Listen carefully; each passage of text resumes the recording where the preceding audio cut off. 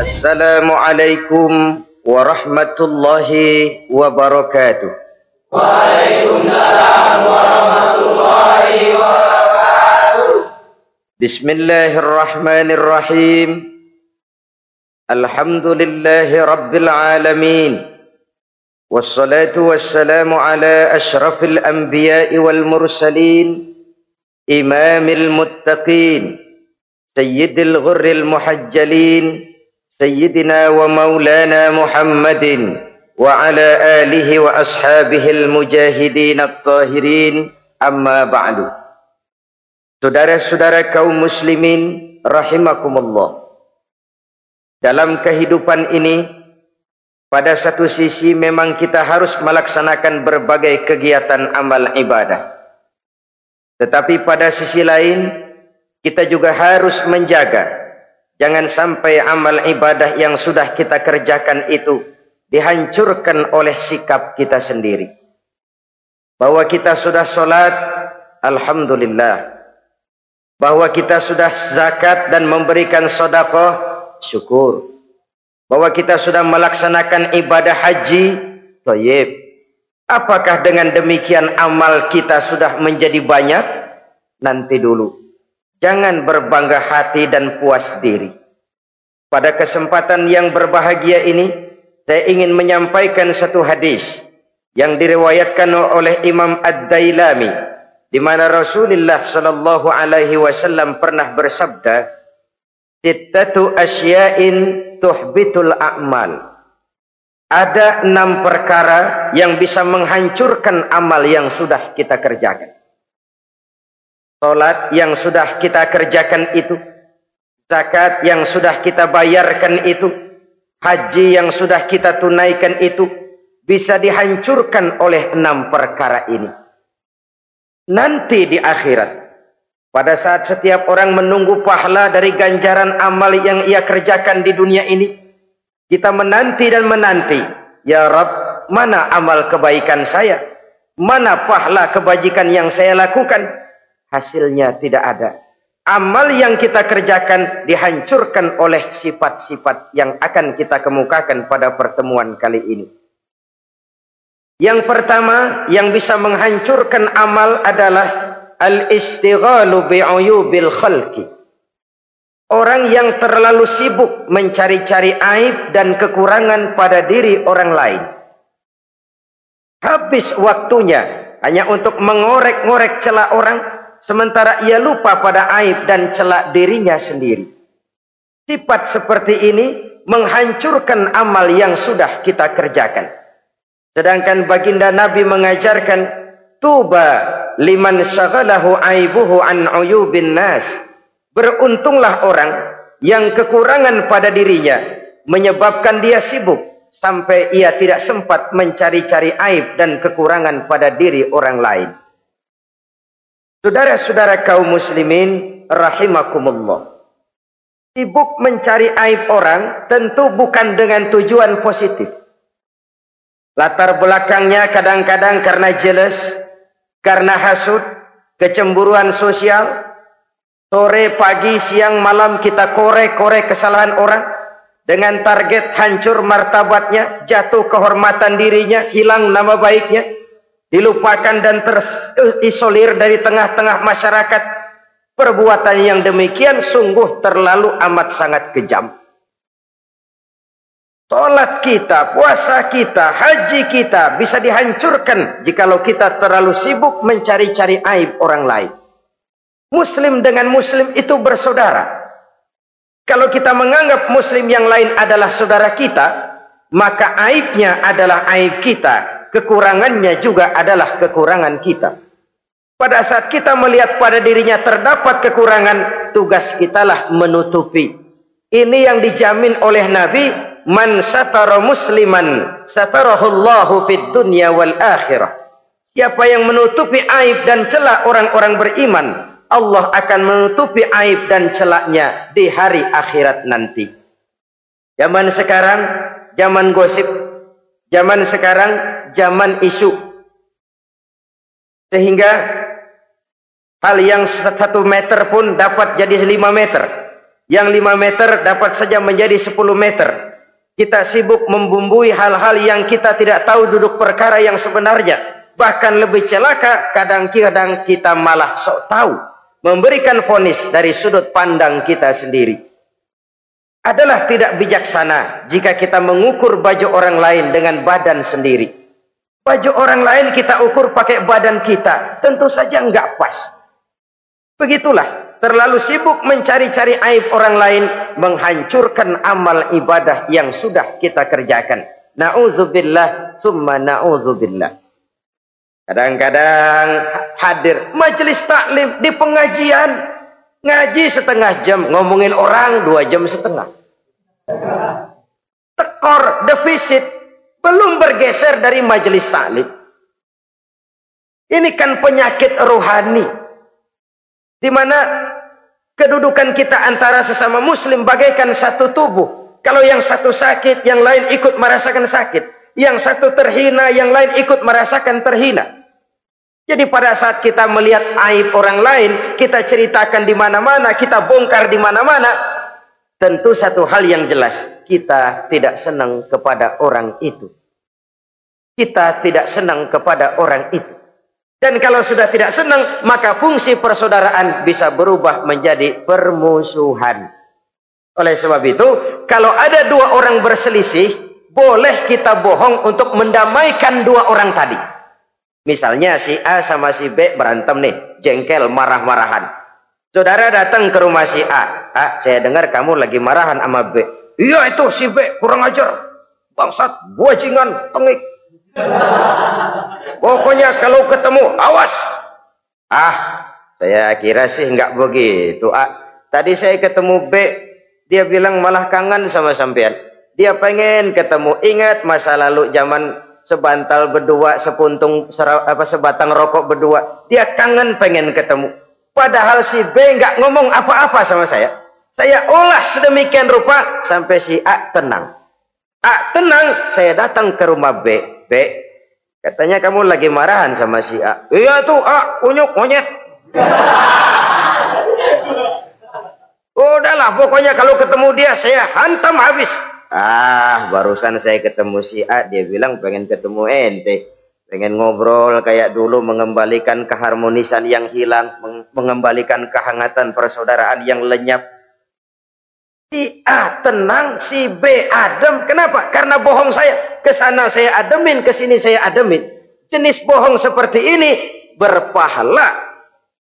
Kenapa? Tujuannya mendamaikan orang yang sedang berselisih. Tapi kan orang bermental seperti ini jarang. Yang banyak kan tukang kompor sekarang. Taruh angetin sini, angetin murub deh. Datang sama A, lu marahan sama B. Iya, gue kesel banget sama B. Emang? Wow. Diemang-emangin.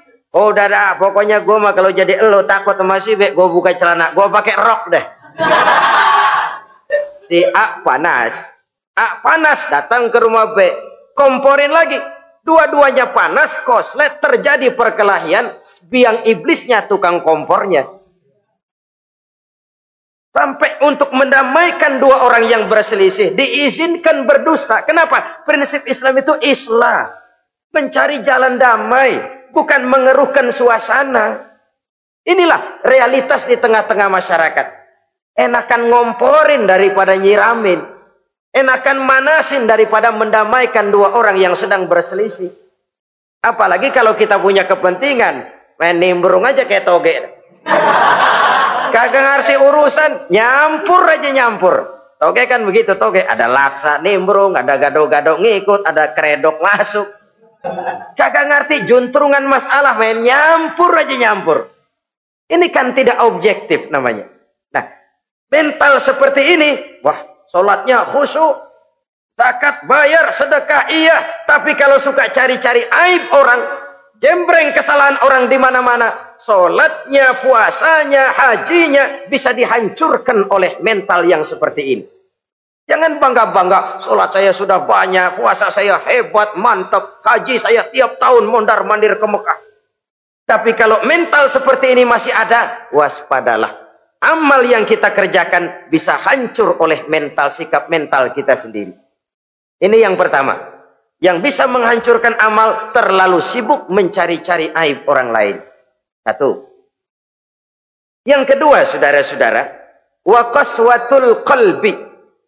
Orang yang hatinya keras, tidak mempan diberikan nasihat. Baik nasihat yang datang dari luar dirinya ataupun nasihat yang datang dari dalam dirinya.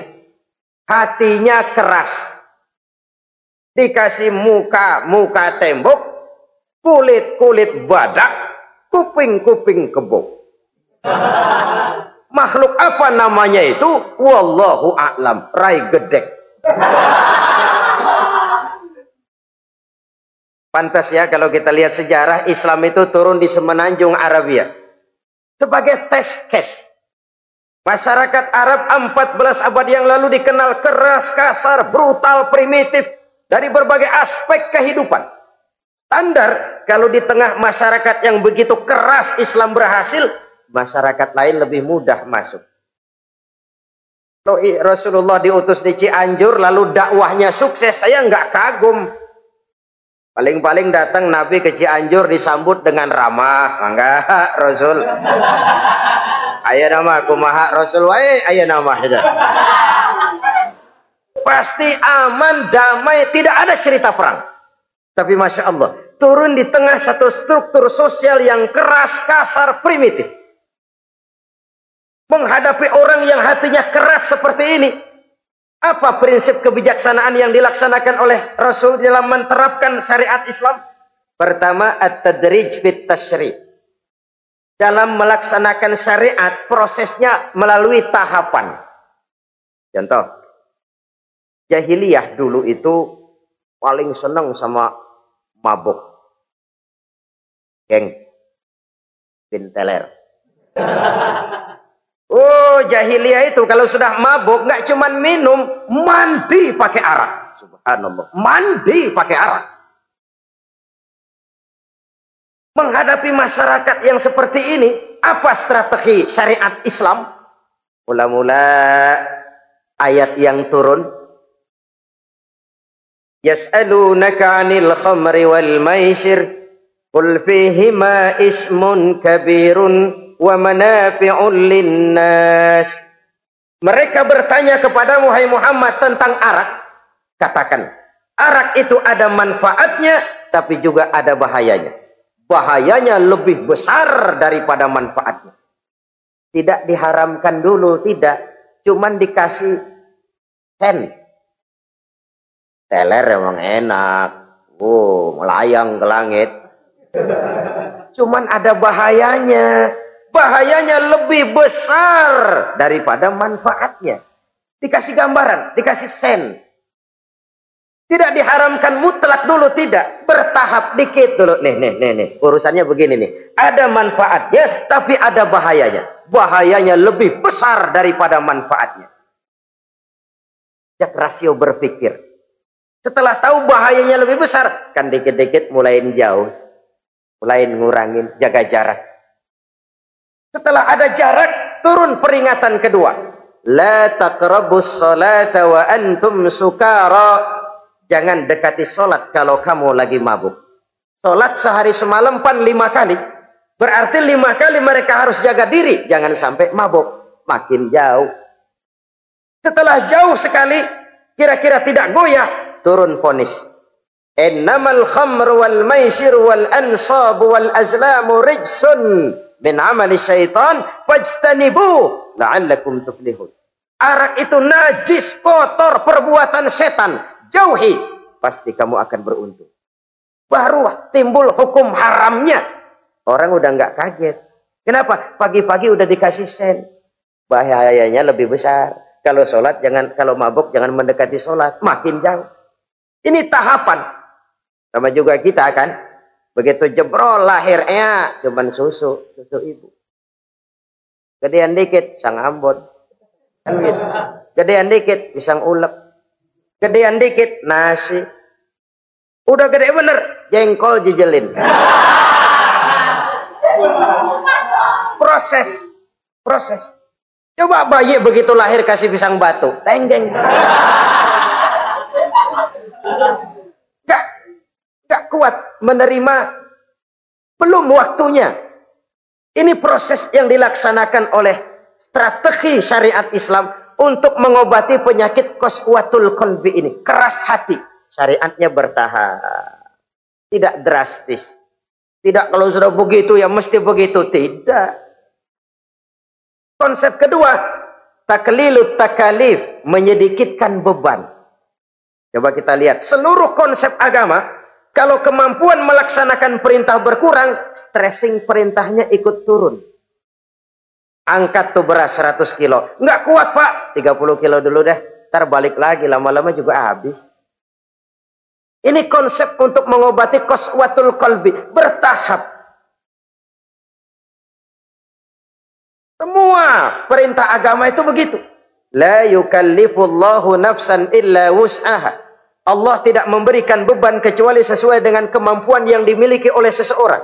Kalau kemampuan melaksanakan perintah berkurang, stres perintahnya juga ikut menurun. Salat wajib diri. Kalau mampu. Gak bisa pak salat berdiri. Salat dengan berbaring. Kalau mampu. Berbaring gak bisa pak. Pinggang kurap. Salat pakai isyarat. Kalau mampu. Pakai isyarat tidak bisa. Dalam hati.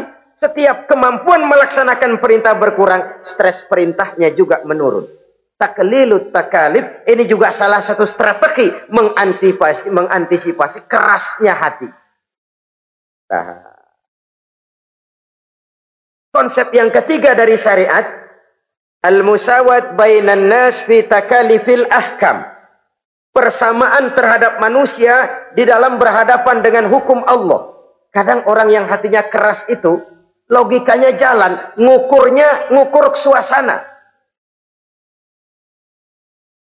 Gimana sih lu menggerib kagak mau ke masjid? No, yang Pak Haji masih di perapatan. Yang Pak Haji disebut. Itu kan cenderung orang begitu. Kalau dia nyolong ayam, dia tunjuk orang yang nyolong kambing. Ini apologi namanya. Kenapa lo nyolong ayam? No, yang maling kambing urusin, gedean. Apologi. Lah kapan mau beres kalau begitu? Tidak introspeksi, tidak self correction. Itu apologi. Untuk menutupi kelemahan diri, menunjuk kesalahan orang lain yang lebih besar. Itu kan nggak jantan namanya. Apologi. Tidak ada sifat untuk memperbaiki diri sendiri. Karena kecenderungan ini ada, Islam menutupi itu. Dengan apa? Semua manusia sama dalam berhadapan dengan hukum Allah. Gak ada iri hati dalam hukum Islam ini. Salat wajib. Wajib. Bagi siapa? Yang sudah balik dan mampu. Terhadap semua strata. Jenderal wajib, kopral wajib. Apalagi hansip. Tidak ada fasilitas. Wah kamu jenderal nggak apa-apa dah sembahyang setahun 2 kali. Idul Fitri aja sama Idul Adha. Enggak tuh. Semua manusia sama dalam berhadapan dengan hukum Allah. Itu yang Nabi ingatkan. Orang-orang sebelum kamu dahulu hancur. Umat-umat sebelum ini rusak binasa. Kenapa? Karena mereka kalau orang kecil berbuat salah. Hukum cepat-cepat ditegakkan. Tapi kalau yang besar berbuat salah. Mereka diam pura-pura tidak tahu. Jadi apa ini? Yang namanya mafia peradilan bukan cuma zaman ayeuna. Sejak zaman sebelum Islam Nabi sudah mengingatkan. Mereka dahulu hancur. Kenapa? Kalau orang kecil berbuat salah, hukum buru-buru ditegakkan. Rame-rame dikeroyokin. Giliran yang gede berbuat salah, diam pura-pura nggak tahu. Hukum pakai pandang bulu. Saudara-saudara kaum muslimin rahimakumullah. Oleh karena itu orang yang keras hati itu bisa merusak amalnya sendiri. Nggak mempan nasihat, rai gedek, muka-muka cuek. Baik nasihat yang dari luar maupun nasihat yang dari dalam nggak mempan. Kan dalam hidup ini ada nasihat dari luar, dari orang lain, bisa dari fenomena kehidupan. Ini juga nasihat. Oh, dia itu kaya tapi pelit. Hatinya begitu ya. Katanya menteleng. Itu kan nasihat. Itu kan nasihat. Oh, dia waktu berkuasa tapi zalim, matinya begitu. Perutnya pancung.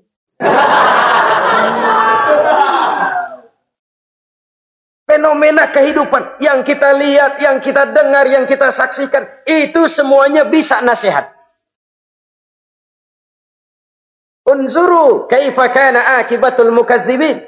Lihat kehidupan ini. Dunia ini kan sebuah sekolahan besar. Semua yang kita lihat, kita saksikan, kita pelajari, bisa jadi contoh buat kita. Orang yang bijak, yang bisa mengambil hikmah dari manapun datangnya. Baik dari yang baik, maupun dari yang tidak baik. Saudara-saudara kaum muslimin, rahimakumullah. Nasihat yang datang dari luar. Dari orang atau dari fenomena kehidupan. Atau nasihat yang tumbuh dari dalam diri sendiri. Perubahan organisme tubuh. Itu kan nasihat.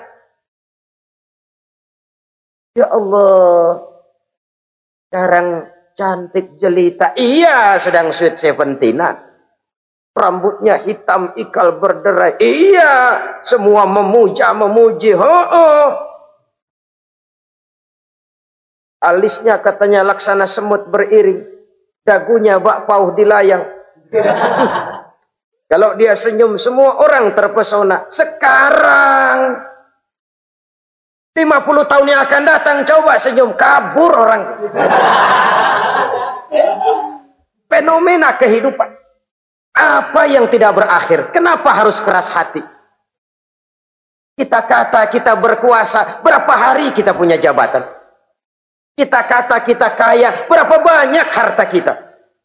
Kita kata kita alim, kita tahu. Apa yang kita tahu dari semesta jagat raya ini? Lalu apa yang tidak berakhir? Korun yang katanya kaya, mati itu. Fir'aun yang katanya gagah, mati. Napoleon Bonaparte, the Lion of Europe, singa daratan Eropa, mati. Saking matinya, mati.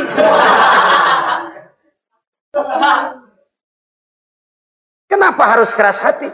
Kenapa tidak melihat perubahan fenomena alam sekitar ini? Apa yang tidak berakhir? Apa yang tidak selesai? Lalu apa yang mau kita sombongkan? Kenapa kita harus keras hati? Sehingga pantas dalam hadis kursi Allah menyatakan al-kibriya'u libasi.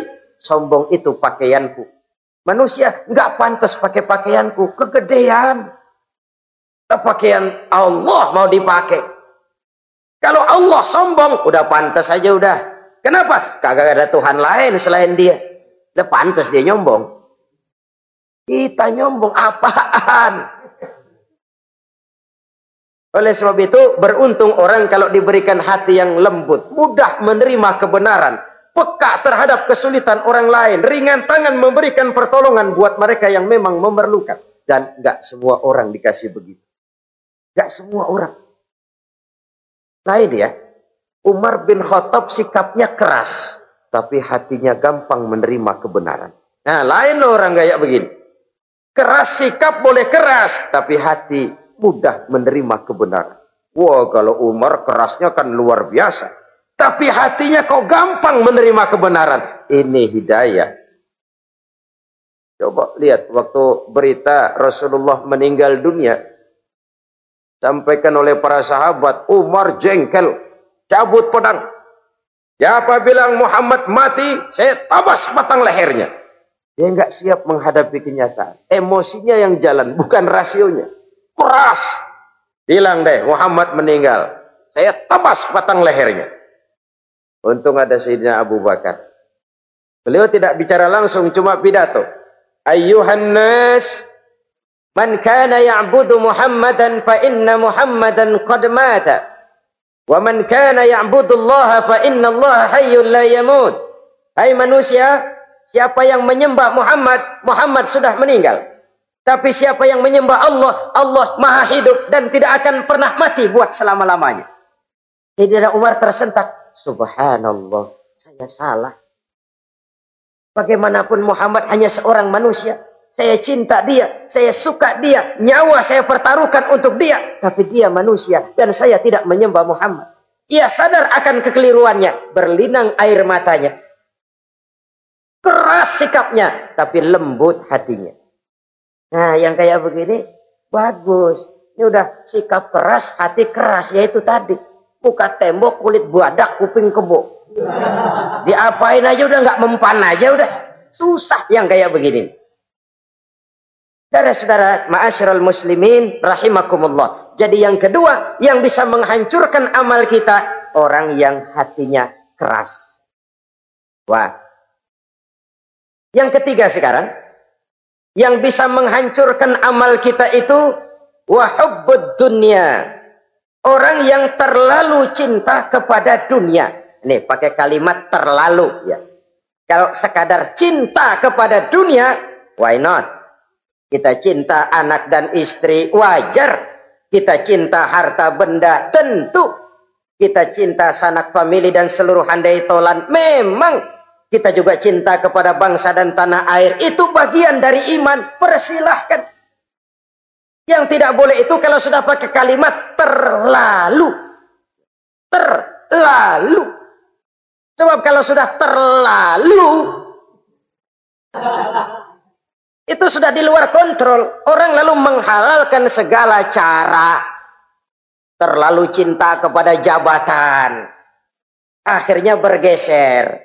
Sholat menghadap Allah. Dengar mau pindah jabatan ke tempat kering. Gerasak gerusuk nyari dukun. Ini kan namanya iya kanak budu wa dukun nasta'in. Nggak bisa wong itu satu paket. Kalau iya kana budu wa iya kana nasta'in. Kalau hanya kepadamu ya Allah kami menyembah, hanya kepadamu kami minta tolong. Ini paket, jangan dipisah-pisah. Menyembahnya kepada Allah, minta tolongnya kepada yang lain. Sinkret, bercampur. Iya kalau es campur enak. Tapi kalau agama dicampur dengan yang lain, nggak enak rasanya. Sama juga begini. Ada gelas ya. Kalau sepenuhnya diisi bensin, itu ketahuan, bisa diminum motor. Kalau sepenuhnya diisi air putih, jelas bisa diminum orang. Tapi begitu separuh diisi bensin, separuh diisi air putih, kacau dah. Motor minum, mogok. Orang minum, mabok.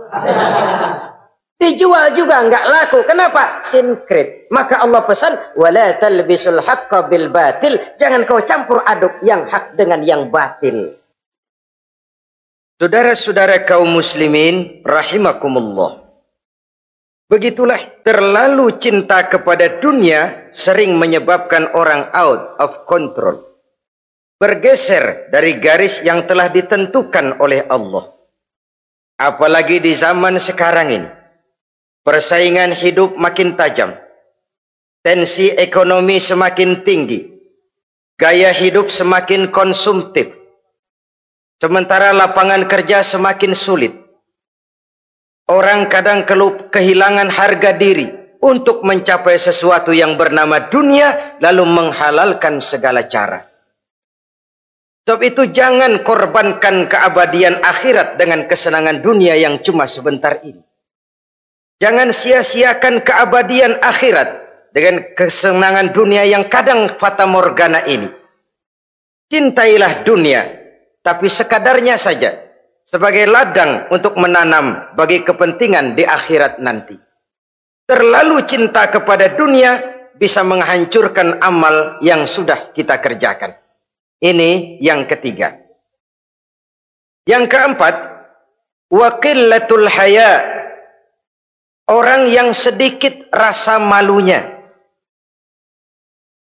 Rasa malu merupakan bagian daripada nilai-nilai keimanan.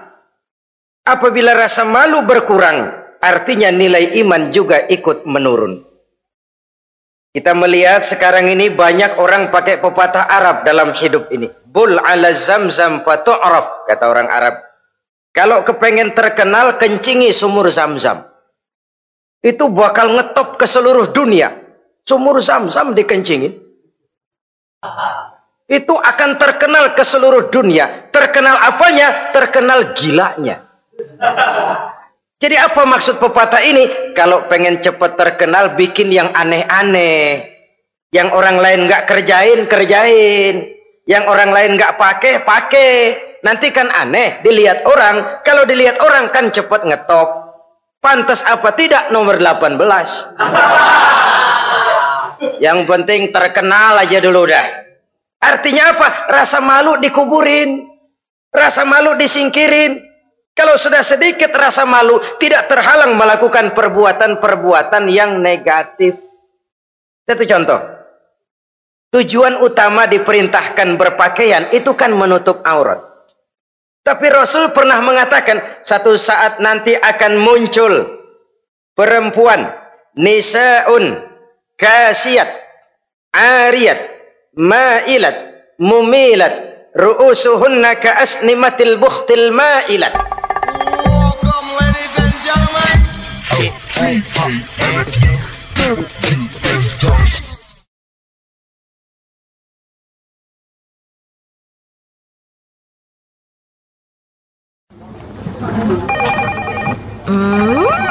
What is it? Ooh, a new chocolate product by the Integral CJ's Management. What chocolate? No, my girl. It's a new CJ's brand. Kepalanya ditata begitu rupa persis kayak punggung onta. Itu rambut lagu apa tahu deh.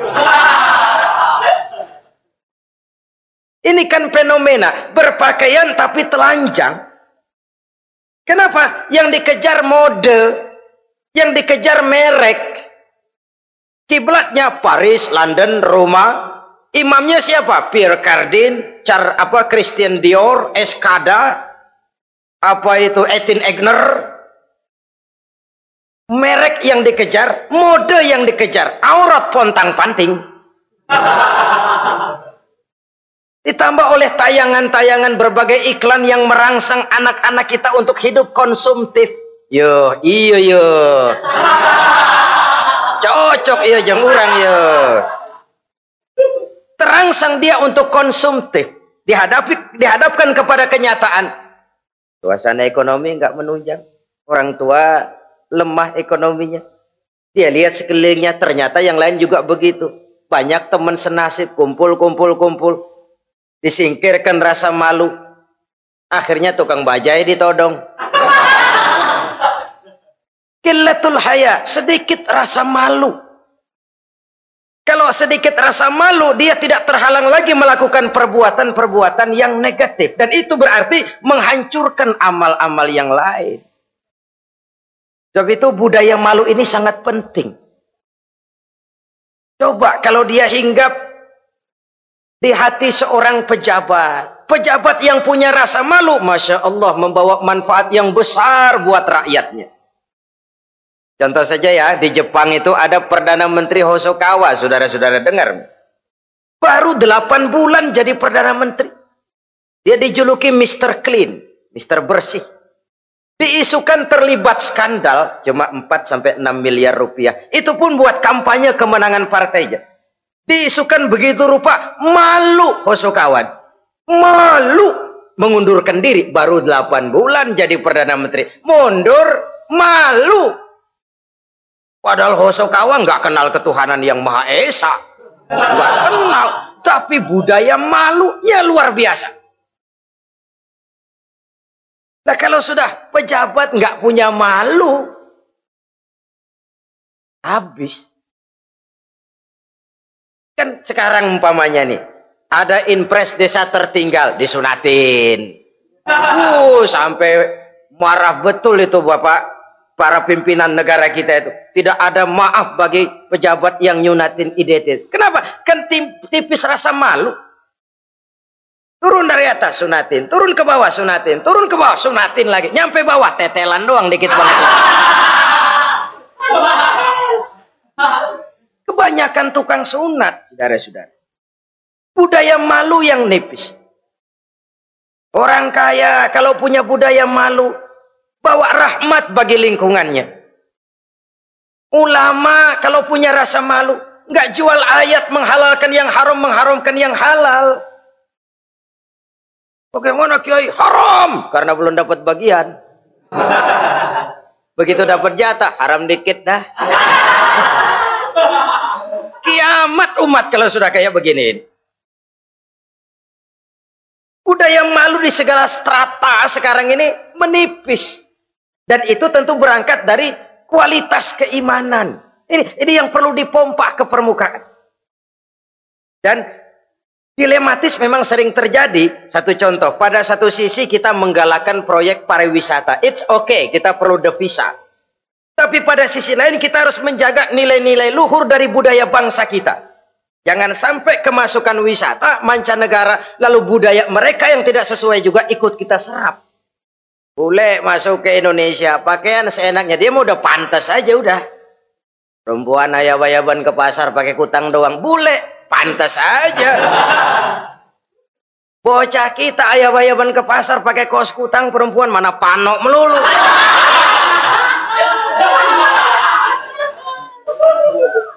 Menipisnya budaya malu.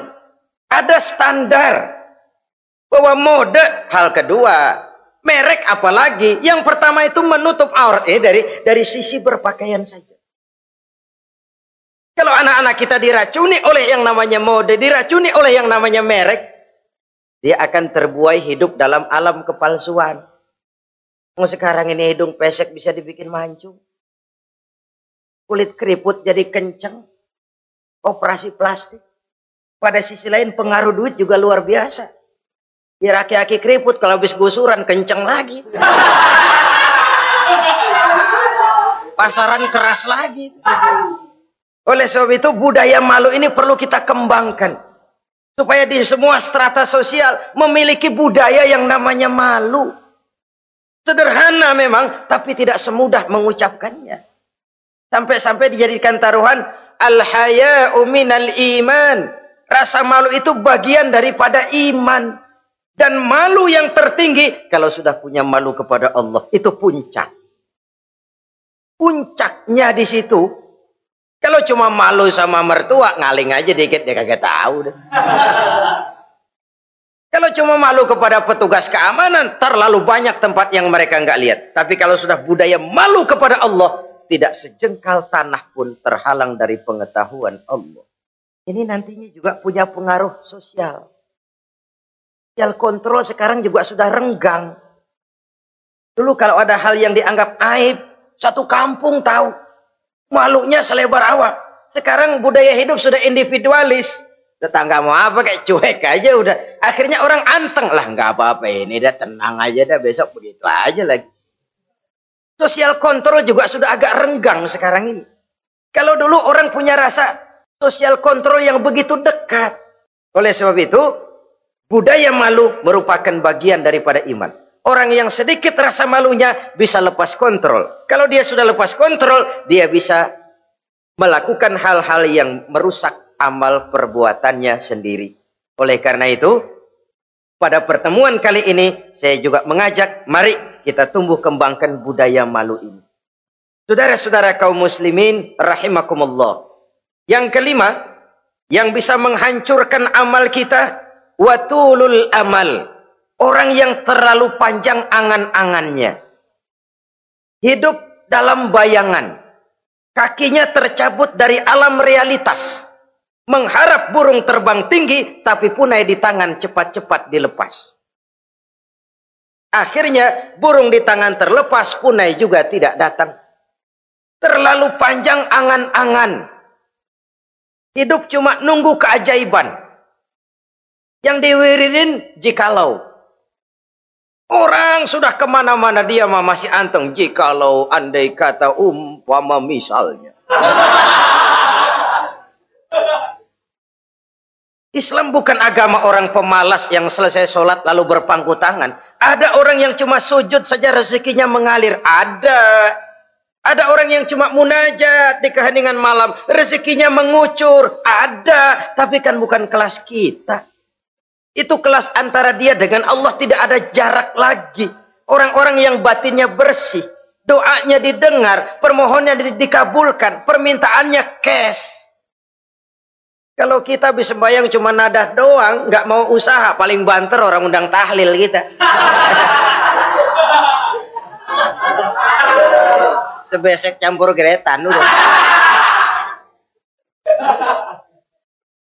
Kita ini tahap yang bekerja, berusaha, berdoa, tawakal.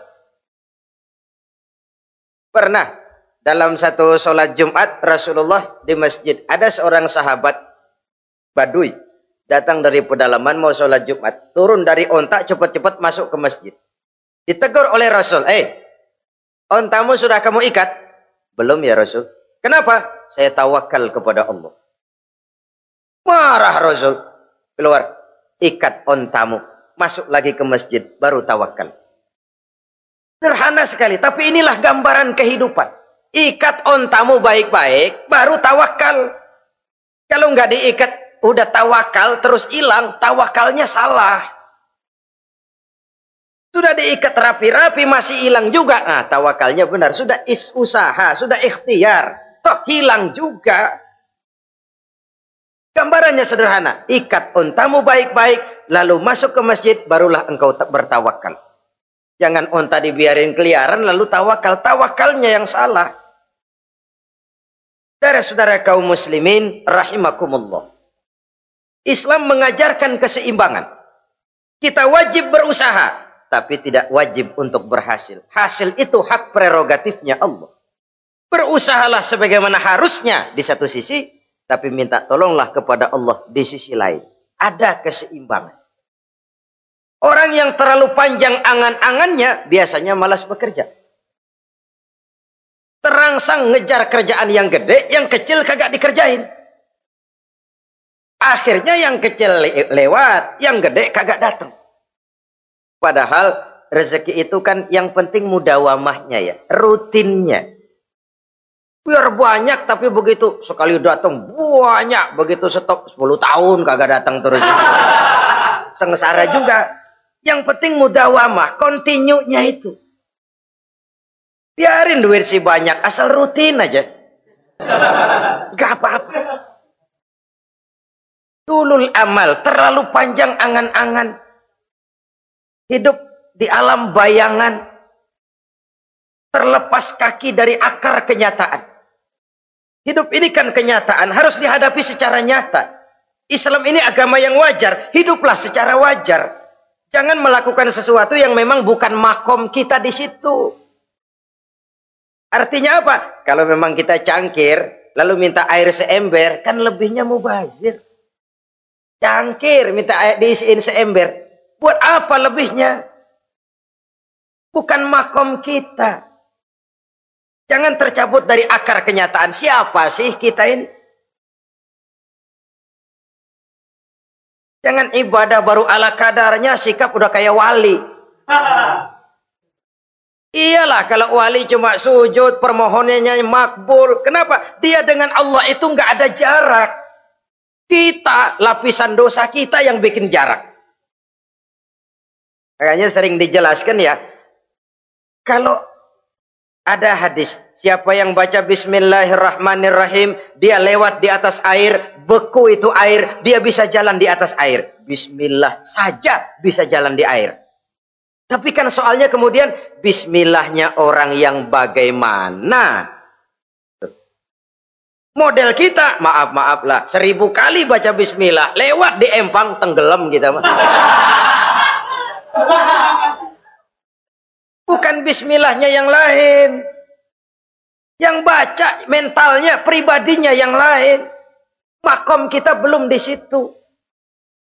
Kalau memang makom kita masih harus berusaha, berusaha.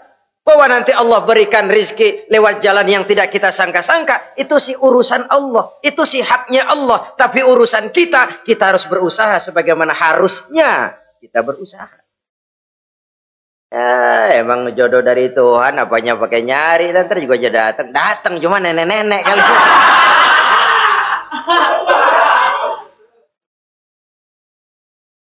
Bekerja, berusaha, jangan terlalu panjang angan-angan. Hiduplah secara nyata, apa adanya, yang wajar-wajar saja. Tinggal di gubuk reot, hidup pakai gaya jet set. Ngagul dah. Sama merek mobil kenal banget, mobil orang-orang. Udah bukan main kalau ngomong deh. Di atas awan hidupnya. Di atas awan. Ngomong kagak ada yang kecil. Gak pakai juta udah. Miliar. Triliun. Ngerokok tetap aja ngombe. Silahkan mengharap burung terbang tinggi. Tapi punai di tangan jangan dilepas. Realitas apa? Idealisme boleh terbang setinggi langit. Tapi kaki tetap berpijak di alam realitas. Ayo kita ngambil contoh dari Rasulullah Sallallahu Alaihi Wasallam. Rasulullah itu kan dikasih mukjizat, fasilitas, tapi nggak ngandelin. Buktinya apa? Nabi hijrah ke Madinah. Itu kan manusia. Posisi kita terjepit. Ayo hijrah, hijrah, berangkat. Gak ngandelin Tuhan. Pojokin nih, dikepung. Kirim dah apaan kayak biar pada mampus nih orang ini. Enggak tuh. Enggak. Walaupun beliau punya mukjizat. Tapi enggak ngandeli. Kenapa kita enggak lihat itu? Perang Uhud kalah. Kalah. Berlumur darah dari kakinya yang mulia itu. Kalau ngandelin mukjizat, apa pantas Nabi kakinya sampai berdarah? Apa pantas sampai kalah? Kenapa enggak rekes, simsalabim, hancur musuh? Tidak, beliau tidak tercabut dari akar kenyataan. Beliau manusia, hidup dan berjuang secara manusiawi. Perkara Allah mau kirimkan mukjizat, itu haknya Allah.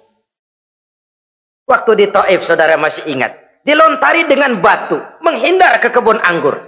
Turun malaikat Jibril, Muhammad, innallaha amaroni an uti'ak. Allah perintahkan saya datang menemuimu di sini untuk mendengar komandomu. Sekarang apa mau kamu?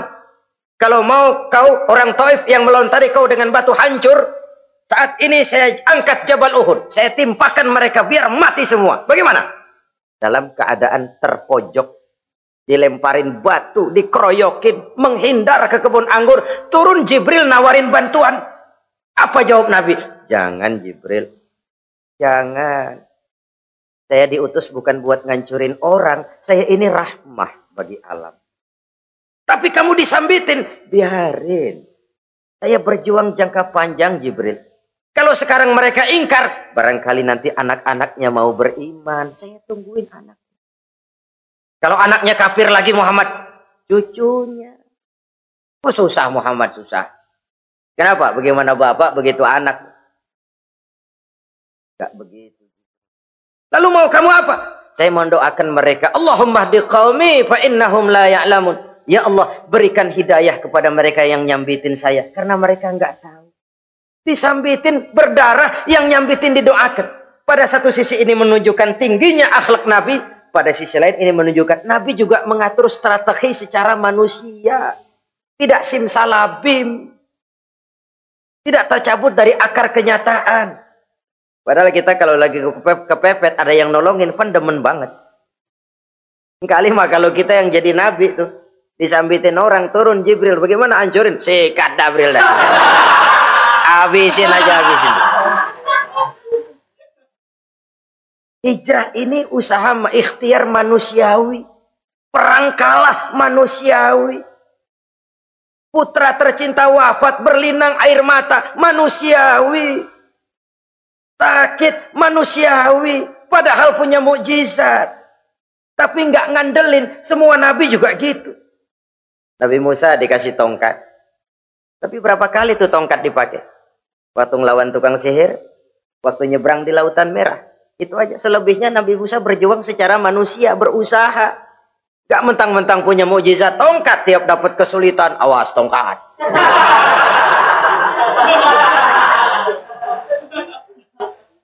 Utuh manusiawi. Ini Rasul. Kenapa kita nggak lihat itu? Kenapa kita lalu tercabut dari akar kenyataan dan hidup dalam khayalan? Sampai di satu anekdot yang menyentuh. Sekarang ini akibat tayangan-tayangan televisi begitu rupa. Ada seorang bapak ditanya sama anaknya. Pak, Tuhan sama Batman kuatan mana sih? Logikanya sudah dipenuhi oleh gambaran Batman. Bahwa Batman itu kuat, gagah, menolong yang lemah. Timbul logika. Kuatan mana sama Tuhan katanya. Pengaruh yang dia lihat itu membentuk opini. Sama juga sekarang coba lihat ibu-ibu. Kalau udah Cassandra, itu masakan ditinggal tuh angus di dapur. Angit tuh tempe juga. Saudara-saudara kaum muslimin rahimakumullah. Begitulah yang kelima yang bisa menghancurkan amal kalau orang terlalu panjang angan-angan. Hiduplah secara wajar karena Islam memang agama yang wajar. Jangan melakukan sesuatu yang memang bukan makom kita di situ. Jangan melakukan sesuatu yang memang bukan posisi kita di situ. Kullun ya'mal ala syakilatih. Jangan minta ayam menggonggong. Jangan minta kambing mengeong. Bukan bagiannya. Bukan bidangnya. Sama juga orang ngomong, apaan mubalik kerjanya ngomong doang. Sekarang kan zaman pembangunan. Mana ada mubalik ngurus irigasi. Nah, kalau mubalik ngurus irigasi, apa lurah mau ngajar fikih? Jangan tercabut dari akar kenyataan. Toh prinsip modern saja mengajarkan the right man on the right job. The right man on the right place. Orang harus ditempatkan sesuai dengan bidangnya. Jangan tercabut dari akar kenyataan. Inilah kita. Dan inilah yang harus kita lakukan. Hidup ini kenyataan. Hadapilah secara nyata. Perkara Allah mau membuat yang lain. Itu hak prerogatif Allah. Bukan urusan kita. Yang terakhir saudara. Yang keenam yang bisa menghancurkan amal kita. Wa zalimun la yantahi. Perbuatan zalim yang tidak sanggup dihentikan. Zalim kepada Allah. Zalim kepada makhluk. Atau zalim kepada diri sendiri. Ada orang zalim kepada Allah. Begini banyak nikmat yang diberikan Allah. Nggak sanggup dah kita ngitungnya. Dari bangun tidur sampai tidur lagi nikmat nggak pernah berhenti itu. Bahkan kita tidur sendiri. Sadar nggak kita waktu tidur nggak berdaya? Coba ketika kita ngorok pulas, andai kata kecoa 16 masuk ke kuping kita. Siapa yang mau jagain? Siapa yang mau jagain? Nikmat. Belum pernah nikmat Allah berhenti. Begini banyak nikmat yang diberikan. Dan Allah cuma minta satu. Syukuri nikmat itu. Kalau kamu syukuri, aku tambah. Kalau kamu ingkar, asal tahu saja azabku itu pedih, kata Allah. Orang yang zalim kepada Allah. Orang yang tiap hari memakan nikmat Allah. Tapi enggak pernah mensyukurinya. Akaltum ni'mata rabbikum walam tashkurulah. Kamu makan nikmat Tuhanmu. Tapi enggak pernah kamu bersyukur kepadanya. Itu zalim kepada Allah. Pak, dalam hidup ini kan kita dikasih waktu 24 jam sehari semalam. Sehari semalam, 24 jam. 24 jam itu Allah kan nggak minta semua. 5 waktu saja kau lapor kepadaku. Sholat. Sholat kalau bagus, 10 menit kan. Taruh dah tuh, sholat bagus. Kilat, 5 menit dah. Kilat khusus 2 menit. Cepet dia nggak pakai perangko. Taruhlah yang menengah kita ambil 5 menit. Kalau 5 waktu 5 kali 25, 5 kali 5 berarti 25 menit untuk lapor. Hei manusia, aku kasih kau hidup 24 jam. 25 menit kau lapor. Banyak yang berat. Padahal sisanya masih 23 jam 35 menit. Buah gambaran zalim kepada Allah. Padahal zalim kepada Allah yang rugi bukan Allah. Se-ASEAN tidak ada yang sujud. Apa Allah tekor? Apa Allah lalu berhenti jadi Tuhan? Apa Allah lalu jadi lemah? Tidak. Zalim kepada Allah artinya juga zalim kepada diri sendiri. Lalu zalim kepada sesama makhluk. Kadang tidak kita sengaja. Karena itu dalam Islam tidak ada kebebasan mandiri. Ya contohnya ya, kita beli radio, kita setel di rumah kita sekeras-kerasnya.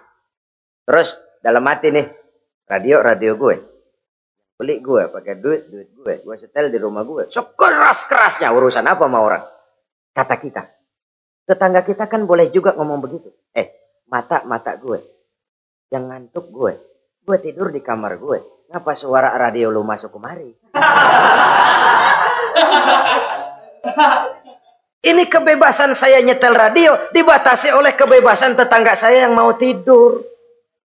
Kalau saya perturutkan nafsu saya sudah zalim kepada dia. Zalim kepada orang lain. Dan yang banyak tidak kita sadari, zalim kepada diri sendiri. Membiarkan diri hanyut dalam munkarat dan tanpa ada usaha untuk menghentikannya. Tidak ada orang yang bisa mencelakakan diri kita terus-menerus kalau bukan diri kita sendiri. Tidak ada yang bisa menyelamatkan diri kita kalau bukan kemauan kita yang tinggi untuk menyelamatkannya. Allah sudah ciptakan kita dalam bentuk yang paling mulia. Fi ahsani taqwim. Dari sekian banyak makhluk yang diciptakan Allah, tidak ada yang sekomplit, seindah, secantik manusia. Ini harus dijaga. Jangan posisi yang sudah tinggi ini kita rendahkan sendiri. Fi ahsani taqwim posisi kita. Tapi kita rendahkan. Kita kembali asfala safilin. Posisi yang paling rendah. Kita zalimi diri kita sendiri. Karena itu, zalim kepada Allah, zalim kepada orang lain, zalim kepada diri sendiri, akarnya sama. Mendatangkan kerugian. Dan bisa merusak amal yang sudah kita kerjakan. Oleh karena itu, mari sama-sama kita berusaha. Pada satu sisi kita melaksanakan amal ibadah sebagaimana yang seharusnya. Tapi pada sisi lain kita menjaga nilai-nilai ibadah. Jangan sampai hancur oleh perbuatan kita sendiri. Sekianlah jumpa kita kali ini. Insya Allah kita lanjutkan di lain kesempatan. Terima kasih atas segala perhatian. Mohon maaf atas segala kekurangan. Usikum wa nafsi bitaqwallah. Wassalamualaikum warahmatullahi wabarakatuh.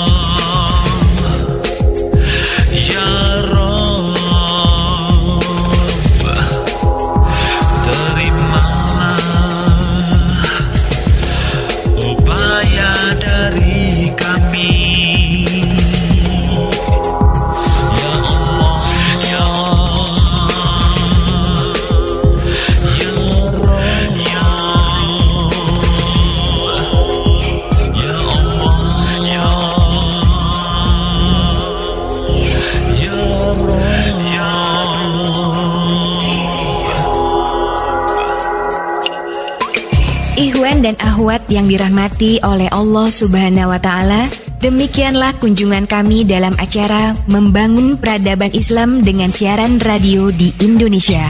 Syukur alhamdulillah atas nikmat Islam dan indahnya persaudaraan yang Allah karuniakan kepada kita semua. Semoga ilmu milik Allah dapat membentengi akidah kaum muslim dari berbagai upaya penyesatan. MPI DSRI ini merupakan komunikasi dan jabat erat di antara kami, Irena Center, Indonesian Commercial Jockey, serta berbagai media di seluruh Indonesia. Terima kasih. Wassalamualaikum warahmatullahi wabarakatuh.